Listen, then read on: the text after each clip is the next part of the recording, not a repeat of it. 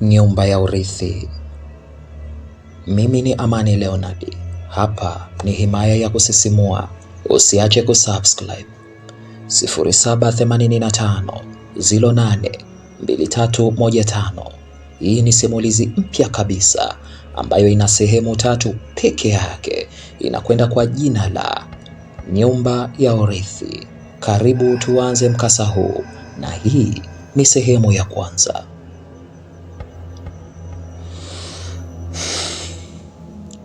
Majira ya asubuhi na mapema nilipokea simu kutoka kwa babu yangu mzaa baba aliyeitwa Mzee Bihowo. Mzee huyu alinipigia simu na kuniambia kuwa kaka mkubwa wa marehemu mama yangu, yaani mjomba wangu, naye amefariki dunia. Hivyo natakiwa nifike haraka tena bila kukosa, maana mimi ni mtu muhimu sana katika msiba huo. Kiukweli ilikuwa taarifa ya ghafla sana, lakini nilipotaka kuhoji imekuwaje tena, mbona ghafla hivyo, nini kimemkuta? Lakini babu yangu alikuwa amekata simu, yaani kiufupi alikuwa hataki maswali mengi kabisa. Nilijiuliza sana imekuwaje, japo ni kweli kifo hakina hodi wala muda, lakini ni jana usiku tu huyu mtu nimetoka kuongea naye, tena alikuwa mzima wa afya kabisa. Cha ajabu asubuhi hii naambiwa ni marehemu. Niliamka, ikabidi nijiandae kwenda kwenye msiba huo. Mida hiyo hiyo ya asubuhi ilibidi nifunge safari kutokea hapo nilipokuwepo maeneo ya Kiganamo, ambapo hii ni wilaya ya Kasulu mjini hapa mkoani Kigoma, ambapo ndipo maisha yangu yalikuwepo hadi kuanza safari ya kuitafuta Muganza. Hii nayo ni Kasulu vijijini katika mkoa huo huo wa Kigoma, ambapo huko ndipo ukoo wangu ulipokuwepo na ndipo msiba huu ulikuwa umetokea. Ukisikia kijiji cha Muganza katika wilaya ya Kasulu mkoani Kigoma, basi ni moja ya maeneo ambayo yanaonyesha tafsiri halisi ya neno lenyewe kijijini. Maana ukifika huko ni nyumba nyingi za matope, nyumba nyingi za nyasi, mashamba yaliyo karibu na nyumba za watu, barabara zilizo na udongo mwekundu, pamoja na misitu mikubwa na midogo ikiwemo. Haikuwa safari ndefu sana, ila kutokana na miundombinu ya barabara niliweza kuchelewa kidogo. Niliweza kufika pale majira ya jioni, na muda huo nikakuta kikao cha msiba tayari kimekwisha anza. Kulikuwa na baadhi ya wazee wa ukoo wangu na walikuwepo wajomba zangu wengine, lakini pia kuna jambo moja ambalo lilikuwa limenishangaza sana katika kikao hiki cha msiba wa marehemu mjomba. Ndiyo, kikao hichi hakikuhusisha kabisa wanawake. Jambo hili lilinishangaza kidogo, japo msiba ulikuwa wa wote. Sikujua kuwa ni taratibu mpya za mazishi katika ukoo wetu, au kuna kitu kingine nyuma ya pazia, kwa maana sikuonaga kabisa jambo hili katika vikao vya misiba vya watu wengine. Nilifika nikakaribishwa na baadhi ya ndugu zangu upande wa mama waliokuwepo katika msiba huo, ambao muda huo wao walikuwa nje tu wamekaa. Kisha baada ya kuwasalimia na wao kuweza kunipokea, nikataka kuingia ndani ili niweze kuasiri katika kikao hiko. Lakini kabla sijaingia ndani, kuna bibi mmoja akanishika mkono. Ndiyo, bibi huyu alinishika mkono, ikabidi nigeuke kumtizama bibi huyu, na hapo tukatizamana na bibi huyu kwa sekunde kadhaa hivi, alafu nikamsikia bibi huyo akaniambia, "Usije ukakubali."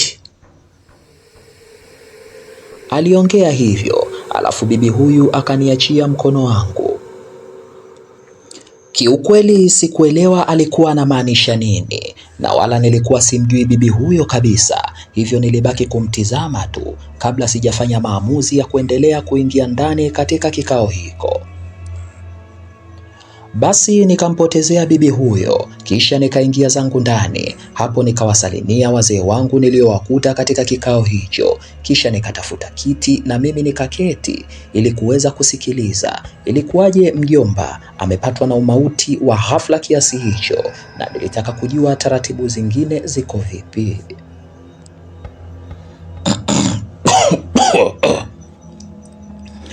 Aliweka koo sawa babu yangu, kisha akaendelea. Naona ndugu yetu ameshafika, maana tusingeweza kuanza pasipo yeye kufika, aliongea babu yangu. Ila kiukweli nilishangaa kidogo.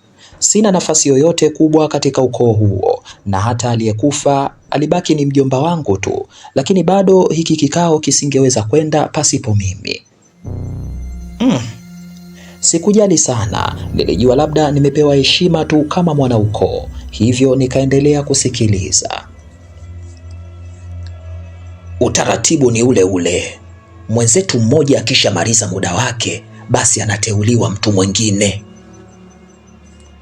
Nilishangaa kidogo kauli hiyo ya kuteuliwa mtu mwingine, lakini sikutaka kutia neno, nikaendelea kusikiliza.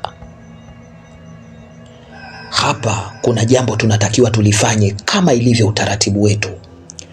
Kabla ya kuzika, tunatakiwa tupate mrithi, kwa sababu hatutoweza kuzika kama hatopatikana mrithi. Kiukweli sikuelewa babu anazungumzia nini, lakini niliona baadhi ya wazee waliokuwepo katika kikao hiko wakianza kunong'ona, na hapo wapo wazee waliokuwa wakinitizama huku wakitikisa vichwa vyao, ishara ya kuonyesha kuwa nafaa kabisa kurithi hicho wanachokizungumzia. Mimi nadhani yule tuliyemfikiria kwa kuwa amekuja, basi tusizunguke sana, tumpe urithi, aliongea mzee mmoja kati ya wazee hao waliokuwepo katika kile kikao. Na hapo nikaona babu yangu akinigeukia mimi, kisha akaniambia, mjomba wako kaacha nyumba ya vyumba 4 vya ndani, na wewe hapo Ibrahim Mugabo mjukuu wangu unatakiwa urithi nyumba ile, aliongea babu yangu. Na mimi sikuwa na pingamizi bana, kama ni nyumba tu haina shida kabisa. Sikuwaza sana wala sikuwa na pingamizi, japokuwa mimi sio mkaaji wa hapo kijijini, makazi yangu ni mbali kidogo, ila nyumba ya mjomba nilikuwa naifahamu kiasi, sio sana, lakini nikaona sio shida kabisa, kwa maana nyumba ni mali. Basi nilikubali swala hilo, na kitendo cha kukubali tu nilishangaa kuona wazee 4 kati ya wale waliokuwepo kwenye kile kikao wakiinuka haraka sana na kutoka nje. Ndiyo, lakini kabla hawajatoka nikamsikia babu yangu akiwasisitiza jambo moja.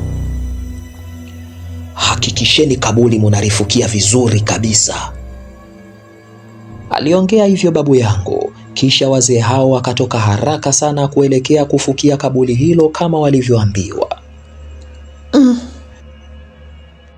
Kiukweli sikuelewa kitu, japo nilikuwa na swali moja tu kwa babu na baadhi ya wazee waliokuwepo katika kikao hicho. Nilioji swali langu. Jamani, sijaelewa kidogo.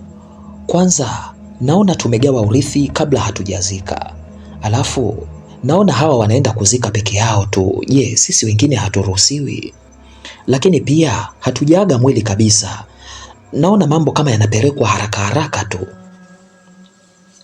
Niliuliza maswali hayo kwa mfululizo, maana kiukweli tangu nifike hapo hakukuwa na mwili, hakukuwa na jeneza, wala hakukuwa na utaratibu wa kuaga kabisa. Kiukweli hata vilio sikuvisikia, zaidi ya minong'ono tu ya watu.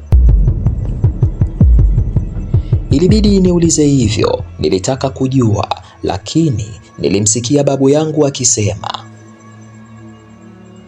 huwa hatuagi kila kifo, aliongea babu. Na hapo nikawaona wale wazee wengine wakitikisa vichwa vyao, ishara ya kukubaliana na kile ambacho babu kakisema. Kuanzia sasa makazi yako ni huku kijijini, hautakiwi tena kutoka.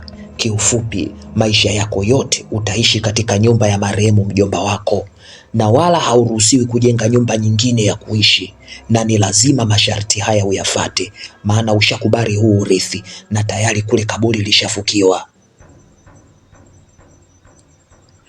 Kiukweli sikuelewa msiba huu, wala sikutarajia masharti haya katika urithi huu. Tena babu anasema lazima masharti haya niyafate, kwa maana kule kaburi limekwisha fukiwa.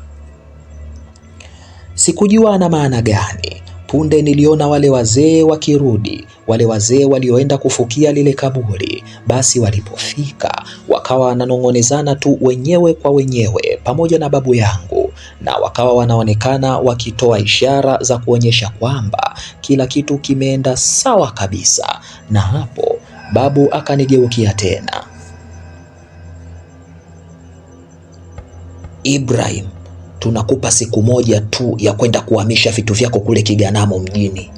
Kesho kutwa tunataka uwe hapa Muganza. Tayari umekwisha hamia kwenye nyumba ya mjomba wako. Lakini jambo moja, ile nyumba hautakiwi kupangisha chumba cha aina yoyote. Unatakiwa uishi wewe peke yako. Aliongea babu, aliongea kwa msisitizo sana, kisha akamalizia kwa kusema, kuanzia sasa msiba umekwisha na kila mtu akaendelee na majukumu yake. Aisee, nilishangaa sana, hata sikuelewa mjomba kafana nini. Hatukwenda kuzika na wala hatukuaga mwili, yaani hata huu urithi wenyewe sikuuelewa kabisa. Niliona wazee wakitoka katika kikao hiko huku wakiendelea na minong'ono yao, na mimi nikatoka pia, japo nikiwa na maswali lukuki sana katika ubongo wangu. Na nilipofika nje nikamwona yule bibi ambaye wakati naingia ndani muda ule yeye alinizuia na kuniambia kuwa nisije nikakubali kabisa. Ndiyo, nilimkuta bibi huyu nje na alikuwa anasikitika sana aliponiona. Nilipomwona bibi huyu ikabidi nimfate, na hapo nilipomfata, kabla sijaongea neno lolote, bibi huyu akaniambia jambo moja. Kijana, yule hajafa kama unavyofikiri, ila muda wake umekwisha. Hivyo kama muda wake umeisha, huwa anabaki pale pale anapotakiwa kubaki. Na hata lile shimo la kaburi lililochimbwa sio kwa ajili ya kuhifadhi mwili, hapana, bali ile ni ishara ya kuonyesha kuna pengo mahali linahitaji kuzibwa. Sasa kwa kuwa wewe umekubali urithi, basi wakaenda kufukia lile shimo haraka kuonyesha kuwa tayari pengo lile limeshazibwa. Kiukweli nilikuwa sielewi kabisa anachoongea bibi huyu. Nilikuwa nimebaki tu namtizama, na hapo nikauliza swali moja. Amebaki anapotakiwa kubaki? Nilioji hivyo, lakini huyu bibi hakujibu kitu kwa sekunde kadhaa, ila alinikazia macho tu, alafu akaniambia jambo moja ambalo lilistua kabisa ubongo wangu. Msiba huu sio kwa ajili ya kuaga, bali ni kukaribisha maiti nyingine.